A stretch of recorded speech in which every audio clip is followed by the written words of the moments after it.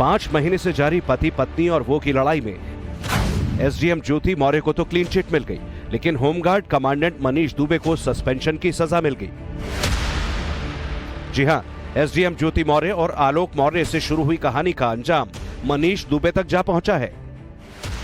महोबा जिले में तैनात होमगार्ड कमांडेंट मनीष दुबे पर बड़ा एक्शन हो गया। उन्हें सस्पेंड कर दिया गया और होमगार्ड मुख्यालय लखनऊ से अटैच कर दिया गया। पति पत्नी की लड़ाई में मारा गया वो मतलब मनीष दुबे। लड़ाई आलोक मौर्य और ज्योति मौर्य के बीच थी, लेकिन मनीष दुबे निलंबित कर दिए गए हैं। दरअसल आलोक मौर्य ने मनीष दुबे के खिलाफ होमगार्ड डिपार्टमेंट में शिकायत दर्ज कराई थी।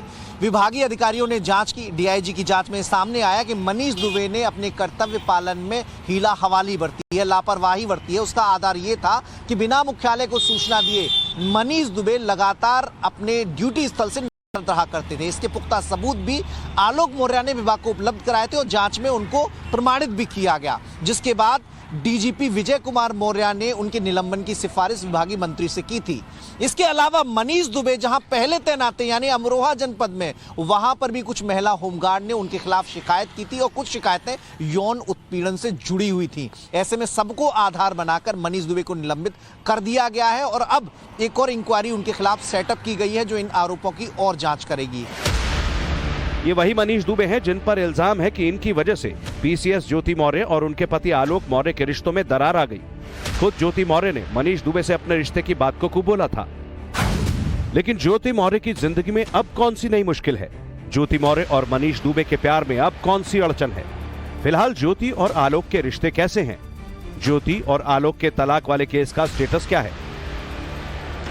इन सारे सवालों के जवाब आपको बताएं उससे पहले जान लेते हैं कि क्या ज्योति मौर्य से नजदीकी मनीष दुबे को भारी पड़ गई।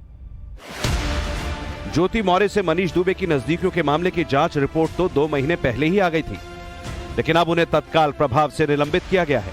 इस केस में मनीष दुबे की नौकरी पर भी खतरा मंडराने लगा है। लेकिन ज्योति मौर्य के कथित प्रेमी मनीष दुबे के खिलाफ किन वजहों से ये एक्शन लिया गया, पहले वो जान लेते हैं।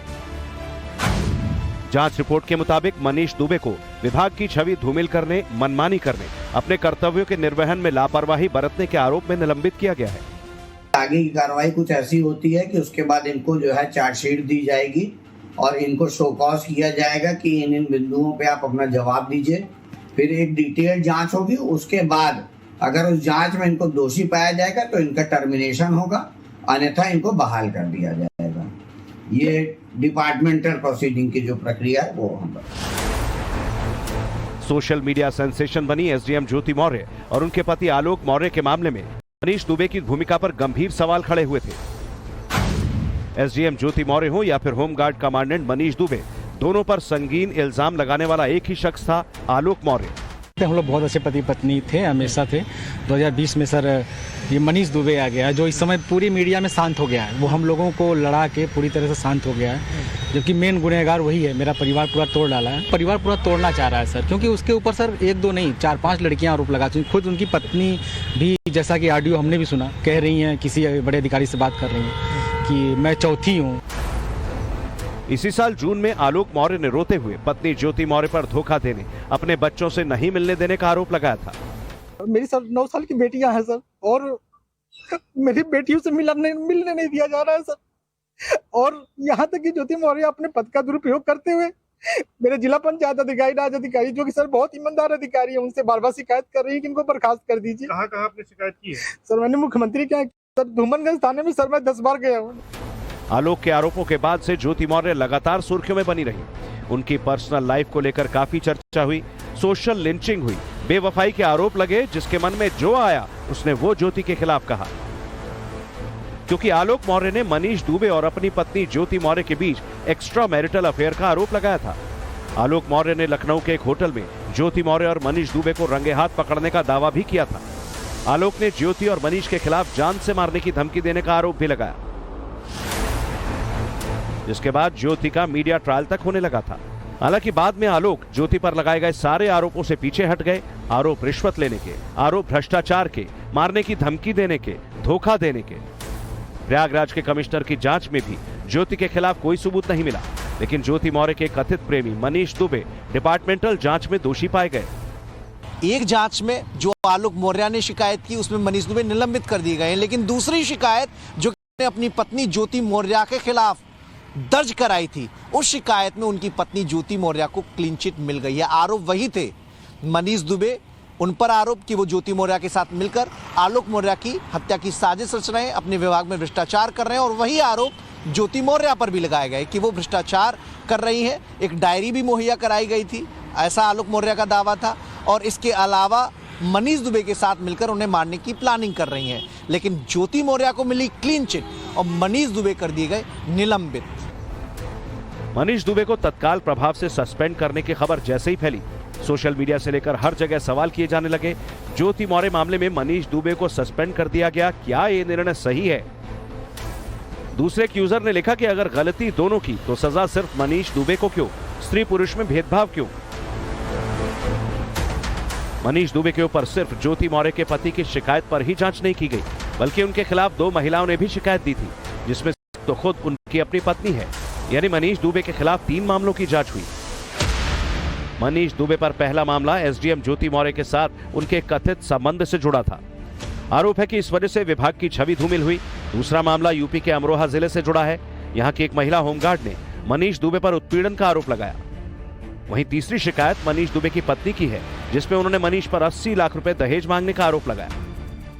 कुछ प्रकरण ऐसे थे जिसमें कि होमगार्ड विभाग कार्रवाई नहीं कर सकता, क्योंकि वो पुलिस से संबंधित प्रकरण है। ऐसा चैट में आया है, या ऐसा हमारे एक महिला होमगार्ड ने सेक्सुअल एडवांसमेंट की शिकायत की है, जिसको कि प्रथम दृष्टया इसमें सही पाए गए हैं, तो उसके लिए पुलिस कार्रवाई भी किए जाने की आवश्यकता, उसकी भी रिकमेंडेशन की गई। पति पत्नी और वो की लड़ाई में मनीष दुबे पर गाज गिर चुकी है।